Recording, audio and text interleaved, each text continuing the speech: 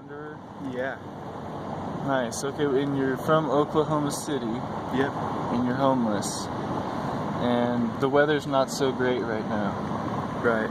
So how you cope with that?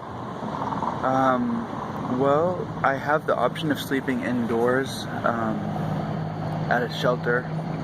Okay. And before the cold season started, I always chose not to stay into the shelter because I like to sleep outside.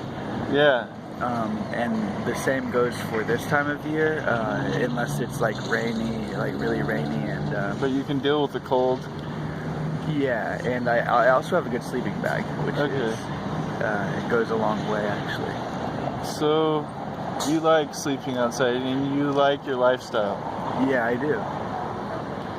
When did you decide to take on this wandering Shramana lifestyle? Good question.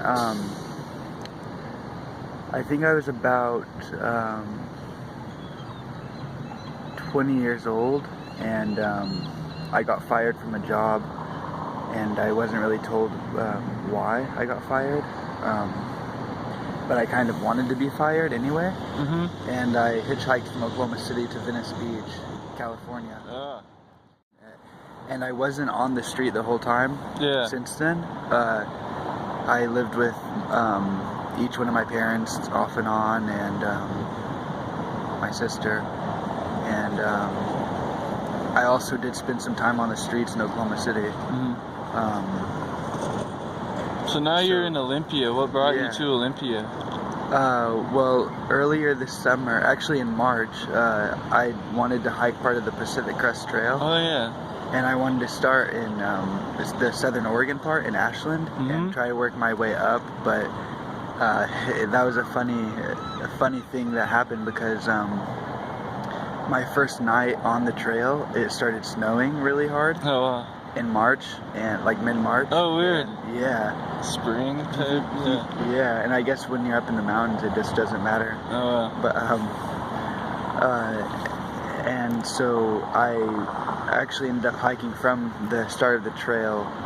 Well, I ended up actually, when I was dropped off in Ashland, I hitchhiked to the start of the trail, and then the next day went back to Ashland, and it turned out to be like an immensely cooler city than I thought it would be. Ashland? Yeah, and so I've heard about it. It's cool though. Yeah, it is. I started staying there for a couple months,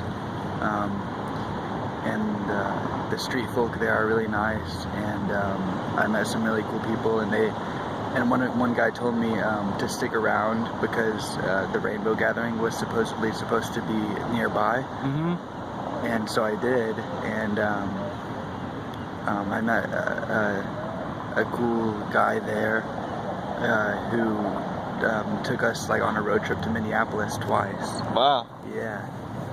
So I didn't have to hitchhike for that, but I got to see like a huge amount of the country that I hadn't seen before, just with ease too. And then since then I went to rainbow gathering, and after that I traveled with like 5 people in this van that I met there. Yeah. But only for like a week, and once I made it from Oregon with them to we actually the first time I saw Olympia was on that road trip, and I remember like wanting to come back here and having a really good first impression of this place, but I forgot exactly why. I just had like a cool place in my heart, or Olympia had a cool place in my heart. And then City of the Gods. Yeah, I don't doubt it. And then we all made it up to northern, like northwestern Washington, like Port Angeles, Port Townsend area. And then that's when I parted ways with them. And since then I've been pretty much in this area. Besides, actually, I actually went to Ohio, funnily enough. Like I went to Dayton because I met this girl at Rainbow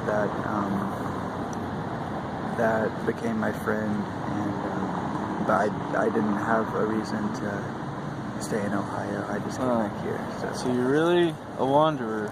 Yeah, I have been this year a lot. Yeah, definitely. And so now, like, I think a lot about Buddhism and stuff, Yeah, meditation in general. definitely. Do you? Yeah. Do you feel like your lifestyle is conducive to awakening?